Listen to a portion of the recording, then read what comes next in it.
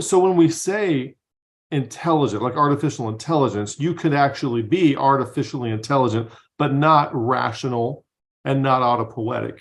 And if you're not rational, not autopoietic, you're not going to have recursive relevance realization.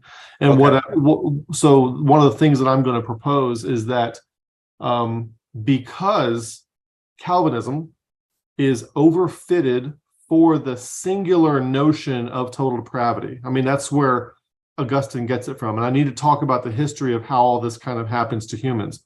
Okay. Because it is overfitted toward that, it is applying an intelligence toward developing clever post hoc rationalizations that bolster the main premise that total depravity is a thing. Okay. While also having the sub premise of trying to pass itself off as being legitimately Christian. Okay. Hold on. I got it. I think I have it. So to have people follow along with a lot the magnitude of the things that are being said here, let's just talk about what a bonded triad is. And as I understand it, a bonded triad is something that is a very useful tool to help break false dichotomies and dualistic thinking. It's helpful to break out of your Cartesian dualism that's kind of implicit in a lot of our language and a lot of our modern thinking. So another bonded triad, which is a little bit simpler to think about, is the notion of simplicity, complexity, and clarity. And so if you optimize for one, well, let me say this first. The third in the bonded triad usually is the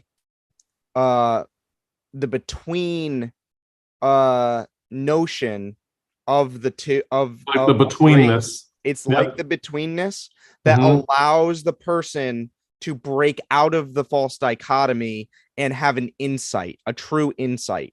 So what you'll watch is you'll see people argue between Calvinism and provisionism, and what they're missing is the third, which is usually like relevance. Like, so sometimes what the Calvinist has to say is relevant, but it's that they're optimizing for something that is irrelevant, that it makes it puts it in a rivalrous way to what the provisionist has to say. So let me back up a little bit now. So as I'm seeing your bonded triad of intelligence, rationalism, and rationality, and autopoiesis, I'm not sure whether rationality or autopoiesis is the third. But that's because I think that rationality itself, the notion that you used, is the one that does the proportionalizing, which it's almost like it does the balancing.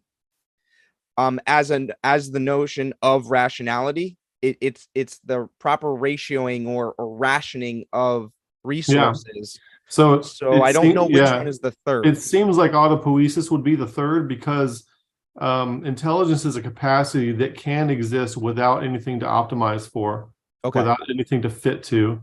And rationality is the same way, the ability to put things in proper ratio. And autopoiesis is what provides orientation.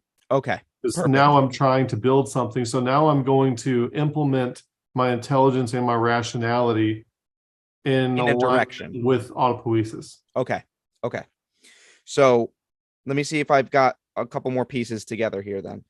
So the intelligence part is, I think, pretty clearly in the with the content of Calvinism, is Calvinism's ability to use propositional logic or propositional semantics sophistry in order to string together layers of semantic meaning that have an output that might seem like it's deep or it's saying something true about the world. Right. And it has to serve the post hoc rationalization of the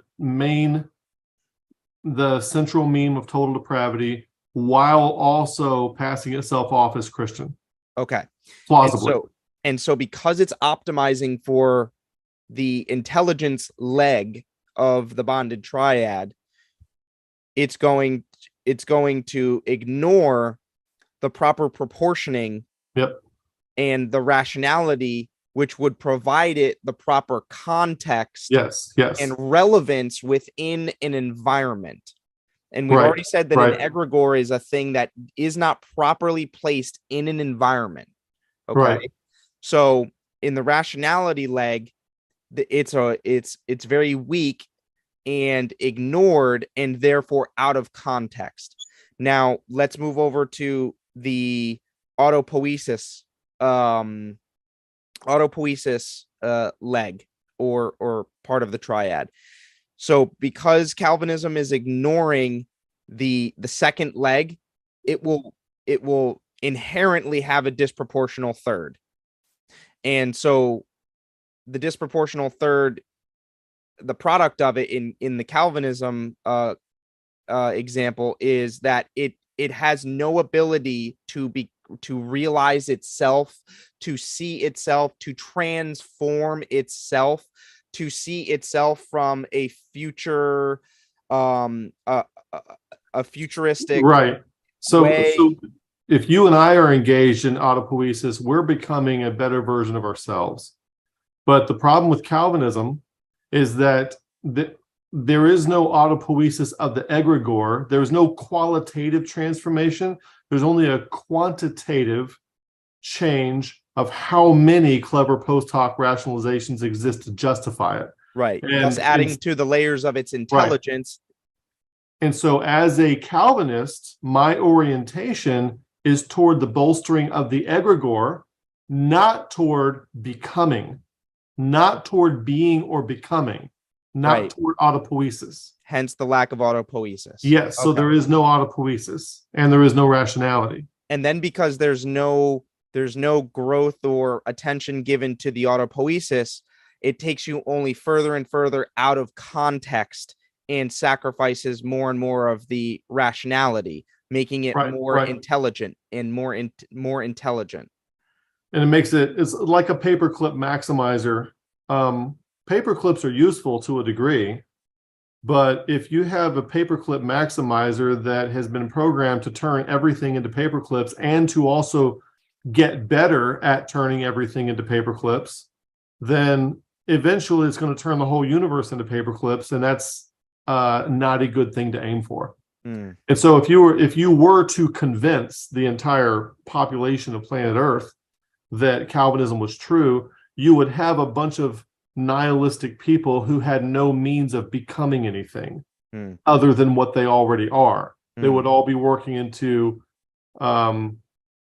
optimize. They would be working toward the goal of optimizing to bolster the egregore itself. Right. So hence the stasis. There would be a static way of thinking. Right. It flattens everything out to a point where nothing is any more dynamic or useful than anything else, because everything is very what do they call it? Like there's tunnel vision in terms of what can be done, what should be done, and what could be done. Yes, extreme tunnel vision. And as a matter of fact, some people call a worldview that is ideological, they call it a reality tunnel. And that blocks off the ability for the imaginal to take place then, because the imaginal is a visionary space. Right. So the imaginal can't take the only imaginal thing that takes place in Calvinism is strategies for how to take over non-Calvinist churches. So it's like, well, what if we're linking the imaginal space with the ability to do faithing, if you will, or believing, I guess is the verb, then it puts into question the dynamic of their faith, their ability to give faith. Yes, definitely. So biblical faith is as we know, not just affirmation of propositions. Mm. Biblical faith is something much more intense than that. It's much more like the faith that you have in a when you're building a bridge or in a marriage or something like that. It's a substance, like tangible things, like the substance of things hoped for, like the imaginal space. When you're using the vision to anticipate with your cognition the thing that you're going to hopefully. Faith is anticipatory of becoming. Yeah. And so the problem with a static system is that it overestimates its capacity to pre-specify relevance. Okay, so in other words, like this, what is relevant today? Well, in 1689, did they know what would be relevant today? But when you write down the confession, the London Baptist Confession of 1689, they are, and you expect people to keep using that for 300 years, 400 years, you are overestimating your capacity to specify what will be relevant in the future. Right. See?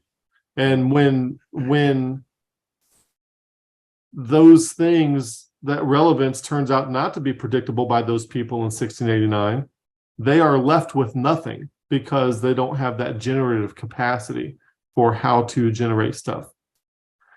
So what I want to do is emphasize this fact that it's a collective group mind. So what I would see Calvinism as is an egregore. It's basically like a computer, and it enlists. It basically dehumanizes people. It captures people and dehumanizes them and turns them into cores of its processor. That makes sense? Okay. So because the egregore is not a physical entity, it only exists in the collective minds of those who affirm it. But it is a thing because of that.